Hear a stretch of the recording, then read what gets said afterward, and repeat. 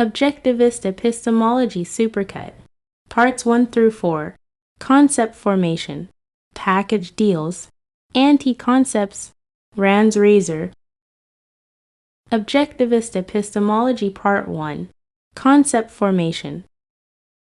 According to objectivism, concepts represent classifications of observed existence according to their relationships to other observed existence. To form a concept, one mentally isolates a group of concretes of distinct perceptual units on the basis of observed similarities which distinguish them from all other known concretes. Similarity is the relationship between two or more existents which possess the same characteristic or characteristics, but in different measure or degree. Then, by process of omitting the particular measurements of these concretes, one integrates them into a single new mental unit. The concept, which subsumes all concretes of this kind, a potentially unlimited number. The integration is completed and retained by the selection of a perceptual symbol, a word to designate it. A concept is a mental integration of two or more units possessing the same distinguishing characteristic or characteristics, with their particular measurements omitted. Objectivist Epistemology Part 2. The Package Deal. Package dealing is the fallacy of failing to discriminate crucial differences.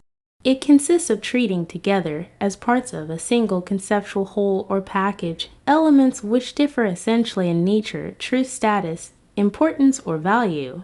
Package dealing employs the shabby old gimmick of equating opposites by substituting non-essentials for their essential characteristics, obliterating differences. A typical package deal, used by professors of philosophy, runs as follows to prove the assertion that there is no such thing as necessity in the universe. A professor declares that just as this country did not have to have 50 states, there could have been 40, 8 or 50 too, so the solar system did not have to have 9 planets, there could have been 7 or 11. It is not sufficient, he declares, to prove that something is, one must also prove that it had to be, and since nothing had to be, nothing is certain and anything goes. Objectivist Epistemology Part 3. Anti-Concepts. An anti-concept is an unnecessary and rationally unusable term designed to replace and obliterate some legitimate concept.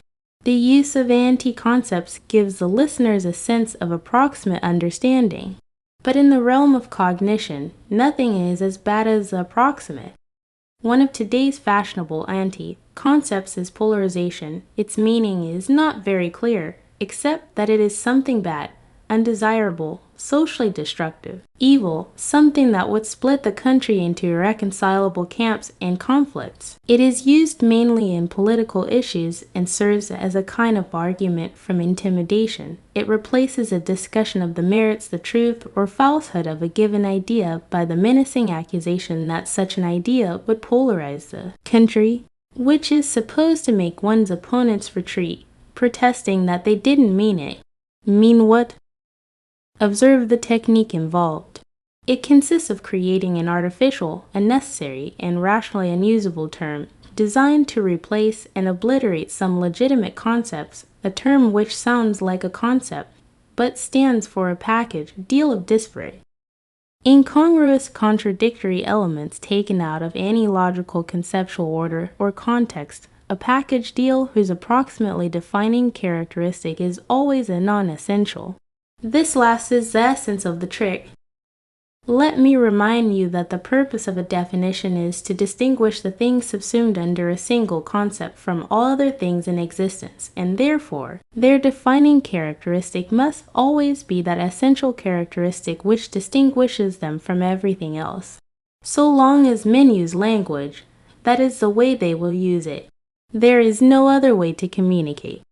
And if a man accepts a term with a definition by non-essentials, his mind will substitute for it the essential characteristic of the objects he is trying to designate. Thus the real meaning of the term will automatically replace the alleged meaning. Objectivist Epistemology Part 4. Rand's Razor. The requirements of cognition determine the objective criteria of conceptualization. They can be summed up best in the form of an epistemological razor. Concepts are not to be multiplied beyond necessity, the corollary of which is, nor are they to be integrated in disregard of necessity. The requirements of cognition forbid the arbitrary grouping of existence, both in regard to isolation and to integration. They forbid the random coining of special concepts to designate any and every group of existence with any possible combination of characteristics. For example, there is no concept to designate beautiful blondes with blue eyes, 5'5" tall and 24 years old. Such entities or groupings are identified descriptively. If such a special concept existed, it would lead to senseless duplication of cognitive effort and to conceptual chaos. Everything of significance discovered about that group would apply to all other young women as well.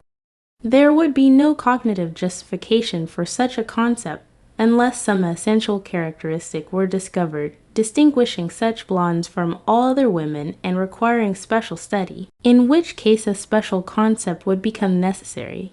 In the process of determining conceptual classification, neither the essential similarities nor the essential differences among existence may be ignored, evaded, or omitted once they have been observed.